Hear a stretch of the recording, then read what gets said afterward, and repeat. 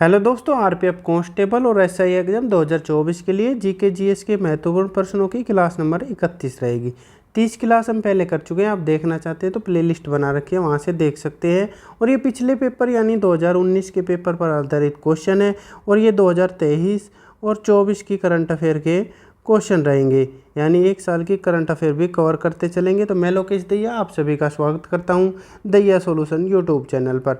तो बिना देरी से फर्स्ट क्वेश्चन से शुरू करेंगे। अगर आपको इस क्लास के इंपॉर्टेंट क्वेश्चन लगे तो एक लाइक कर देना। फर्स्ट क्वेश्चन दे रखा है, ब्रिटिश ईस्ट इंडिया कंपनी का गठन किस वर्ष किया गया था। ब्रिटिश ईस्ट इंडिया कंपनी का गठन किस वर्ष किया गया था? 1650 में, 1750 में, 1700 या 1600 ईस्वी में। तो कौन सा सही रहेगा? ईस्ट इंडिया कंपनी का गठन कब किया गया था? तो ऑप्शन डी सही रहेगा, 1600 ईस्वी में किया गया था, 31 दिसंबर 1600 को। आगे चलते हैं अगले क्वेश्चन पर। अगला क्वेश्चन दे रखा है, जीने का अधिकार भारतीय संविधान के किस अनुच्छेद के तहत प्रदान किया गया है। यानी कौन सा अनुच्छेद है जो जीने का अधिकार प्रदान करता है। तो ऑप्शन दे रखे हैं, अनुच्छेद 15, अनुच्छेद 16, अनुच्छेद 21 या अनुच्छेद 14। तो कौन सा सही रहेगा जीने के अधिकार से संबंधित? तो ऑप्शन सी सही रहेगा, अनुच्छेद 21। आगे चलते हैं अगले क्वेश्चन पर। अगला क्वेश्चन दे रखा है, भारतीय राष्ट्रीय कांग्रेस के पहले अधिवेशन की अध्यक्षता किसने की थी। पहले अधिवेशन की अध्यक्षता पूछ रखा है। अगर पूछा जाए कहाँ पे हुआ था पहला अधिवेशन, तो मुंबई में हुआ था। और अधिवेशन की अध्यक्षता किसने की? तो डब्ल्यू.सी. बनर्जी ने की, एम.एन. बनर्जी या ए.ओ. ह्यूम के द्वारा या दादा भाई नौरोजी के द्वारा। तो कौन सा सही रहेगा इसका ऑप्शन? पहले अधिवेशन की, तो ऑप्शन ए सही रहेगा, डब्ल्यू.सी. बनर्जी के द्वारा। अगर पूछा जाए संस्थापक कौन थे, तो संस्थापक ए.ओ. ह्यूम थे। आगे चलते हैं कांग्रेस के अगले क्वेश्चन पर। अगला प्रश्न दे रखा है, किस नदी पर हीराकुंड बांध बना हुआ है।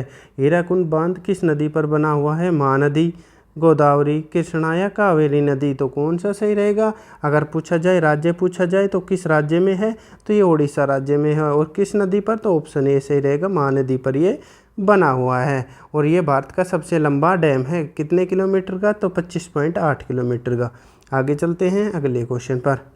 अगला क्वेश्चन दे रखा है, निम्नलिखित में से कौन सी समुद्री ऊर्जा का स्रोत नहीं है। यानी समुद्री ऊर्जा का स्रोत नहीं है दे रखा है, तो एक अलग है, तीनों सेम है। तो कौन सा सही रहेगा? महासागरीय तापीय ऊर्जा, सौर ऊर्जा, तरंग ऊर्जा या ज्वारीय ऊर्जा। तो कौन सा सही रहेगा इसका ऑप्शन? समुद्री ऊर्जा का स्रोत नहीं है, तो ऑप्शन बी सही रहेगा, सौर ऊर्जा। सौर ऊर्जा किसका है? तो ये गैर पारंपरिक ऊर्जा का स्रोत है। आगे चलते हैं अगले क्वेश्चन पर। अगला क्वेश्चन दे रखा है, भारतीय संविधान में शामिल स्वतंत्रता, समानता और बंधुत्व का सिद्धांत किस देश के संविधान से लिया गया है। किस देश के संविधान से लिया गया है? आयरलैंड, यूएसए, ब्रिटेन या फ्रांस से। तो कौन सा सही रहेगा? स्वतंत्रता, समानता और बंधुत्व का सिद्धांत। तो ऑप्शन डी सही रहेगा, फ्रांस के संविधान से लिया गया है। अगर आपको इम्पोर्टेंट क्वेश्चन लग रहे हो तो एक लाइक ज़रूर करना, जिससे हमें मोटिवेशन मिलेगा अगली क्लास बनाने के लिए। तो आगे चलते हैं अगले क्वेश्चन पर। अगला क्वेश्चन दे रखा है, निम्नलिखित में से कौन सा क्षेत्र भारत की जीडीपी में सर्वाधिक योगदान देता है। यानी कौन सा है क्षेत्र?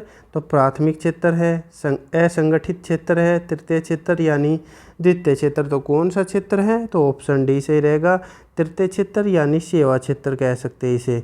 क्या कह सकते हैं? तो सेवा क्षेत्र। कितनी है अगर पूछा जाए तो 60% ये भारत की जीडीपी में योगदान देता है और इसे तृतीय क्षेत्र को सेवा क्षेत्र भी कहा जाता है। आगे चलते हैं अगले क्वेश्चन पर।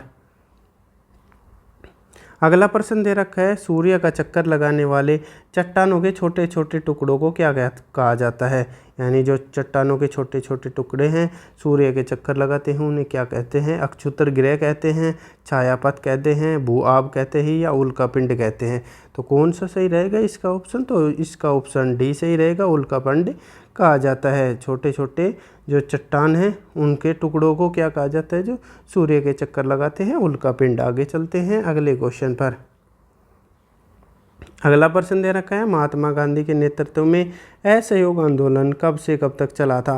असहयोग आंदोलन कब से कब तक चला था ये पूछ रखा है। तो ऑप्शन दे रखे हैं, 1918 से 1920, 1918 से 1919, 1930 से 1935 या 1920 से 1922 तक, तो कौन सा सही रहेगा? असहयोग आंदोलन पूछ रखा है, तो ऑप्शन डी सही रहेगा इसका, 1920 से लेकर 1922 तक। आगे चलते हैं अगले क्वेश्चन पर।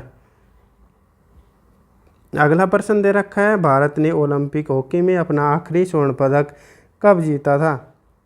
तो किस वर्ष जीता था स्वर्ण पदक? अगर पहली बार पूछा जाए तो अलग ऑप्शन, यानी पहली बार पूछा जाए तो 1928 में जीता था। कब जीता था? 1928 में जीता था पहली बार स्वर्ण पदक। अगर पूछा जाए आखिरी बार तो 1968 ऑप्शन दे रखे हैं, 1972, 1980 या 1976 में, तो कौन सा सही रहेगा इसका?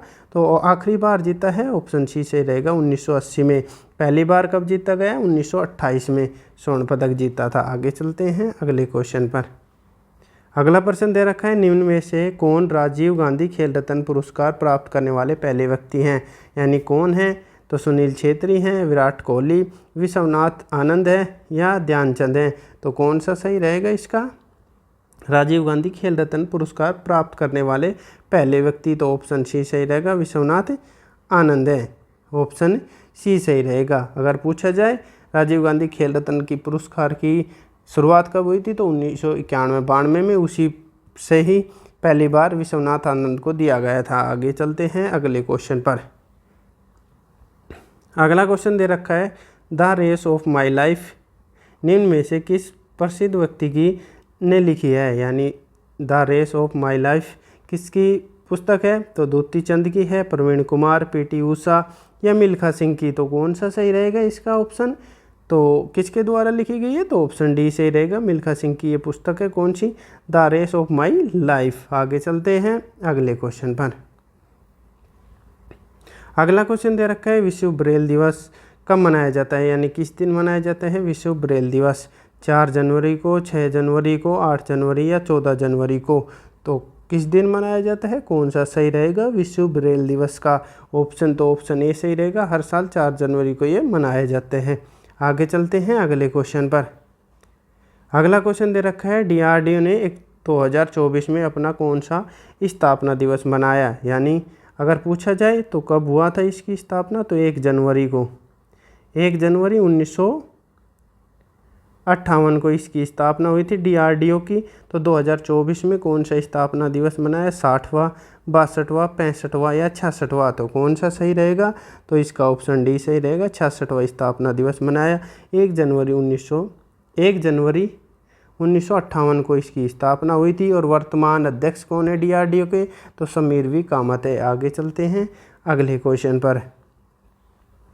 अगला प्रश्न दे रखा है, GST संबंधित उल्लेख किस संशोधन में है? यानी GST का जो उल्लेख है वो किस संशोधन में है? तो 100वां संविधान संशोधन, 101वां संशोधन, 104वां या 98वां, तो कौन सा सही रहेगा इसका? तो इसका ऑप्शन बी सही रहेगा, 101वां संविधान संशोधन कब हुआ था? 2016 में हुआ था। कब? 2016 में हुआ था। आगे चलते हैं अगले क्वेश्चन पर। अब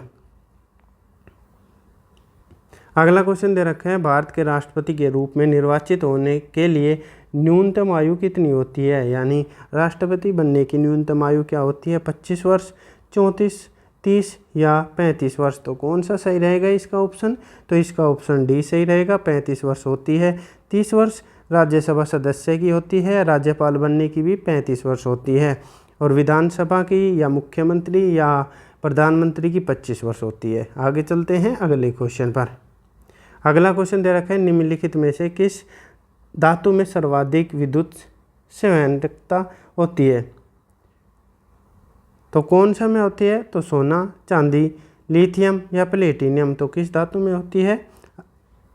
तो कौन सा सही रहेगा? तो ऑप्शन बी सही रहेगा इसका, चांदी में होती है। आगे चलते हैं अगले क्वेश्चन पर। अगला प्रश्न दे रखा है, भारत के राष्ट्रीय मानव अधिकार आयोग ने 2023 में अपना कौन सा स्थापना दिवस मनाया? तो कौन सा मनाया? 30वां, 31वां, 36वां या 35वां, कौन सा सही रहेगा? अगर पूछा जाए राष्ट्रीय मानवाधिकार आयोग का गठन कब किया गया था? तो 12 अक्टूबर 1993 में किया गया था। 12 अक्टूबर 19 1993 में किया गया था। तो 2023 में कौन सा स्थापना दिवस मनाया, तो कौन सा सही रहेगा, तो ऑप्शन ए सही रहेगा, 30वां स्थापना दिवस मनाया। आगे चलते हैं अगले क्वेश्चन पर। अगला क्वेश्चन दे रखा है, मैसूर दशहरा महोत्सव कर्नाटक में मनाया जाने वाला एक डैश दिन का त्यौहार है, यानी कितना दिन का त्यौहार है जो मैसूर दशहरा कहाँ पे मनाया जाता है, तो ये कर्नाटक राज्य में मनाया जाता है। और कितने दिन चलता है, 12 दिन, 7 दिन, 5 दिन या 10 दिन। तो कितने दिन चलता है, तो ऑप्शन डी सही रहेगा, 10 दिन का ये त्यौहार है। आगे चलते हैं अगले क्वेश्चन पर।